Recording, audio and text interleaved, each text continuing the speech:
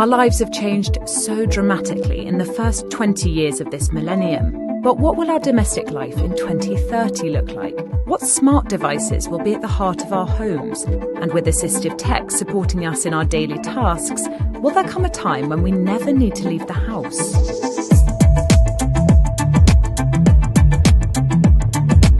We hear of things like the Internet of Things informing the stocking of our fridges and freezers, but this is hiding the real story of how we'll adopt such smart technologies. We've already invited extraordinary machine learning devices into our homes. 22% of UK households have one or more smart speakers, while the number of IoT-connected devices worldwide is projected to almost triple to 30.9 billion units by 2025. Yes, most of us only use an Alexa or Google Nest to listen to music, the radio, or play silly jokes with.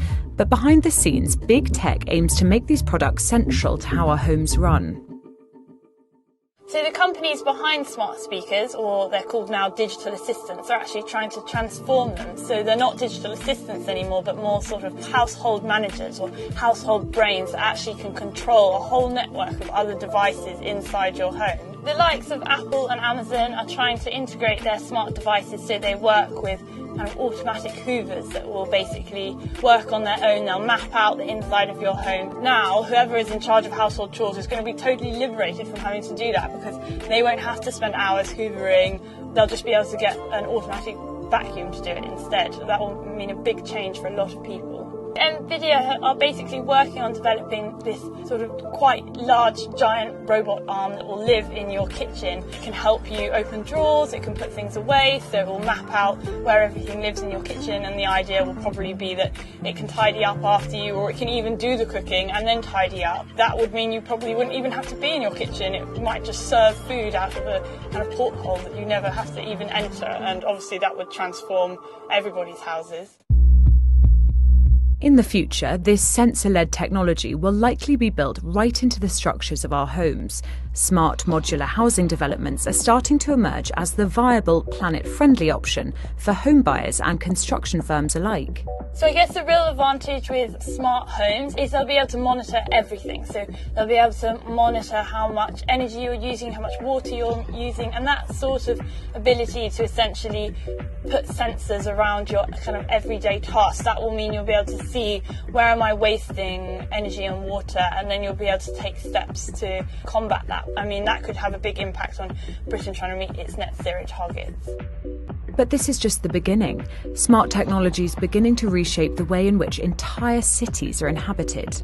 Around the world, cities are deploying sensors to track footfall, litter, and air pollution. While we're seeing smart homes kind of making leaps and bounds at the moment, I think somewhere where it's actually kind of a bit more advanced is also smart cities. Councils have really noticed the potential here. Smart homes and smart cities are going to be integrated into the future, and that's going to make big changes. In Sunderland, bins fitted with sensors can tell the council when they're full. And in China, sensors combined with facial recognition can detect individuals who are jaywalking and display their faces on screens to shame them. And intelligent tech is beginning to shape the way we may shop IRL in the future. In early 2021, Amazon opened its first high street supermarket in West London. Based on its successful rollout in the US, this shop uses advanced sensor technology to track the contents of your actual in-store shopping basket in real time, updating your account spending as you shop and billing you once you've left the store. I think definitely Amazon wants it to be a high street revolution, and one of the reasons that they're creating this supermarket, and they've also just opened a new hair salon in London.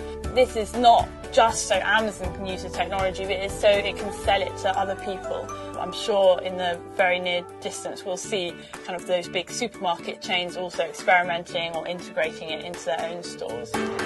In the 21st century, data is the most valuable resource in the world, more so even than oil. And when used alongside smart technology and machine learning, this data will be key in the reimagining of how we live both inside and outside of the home in 2030.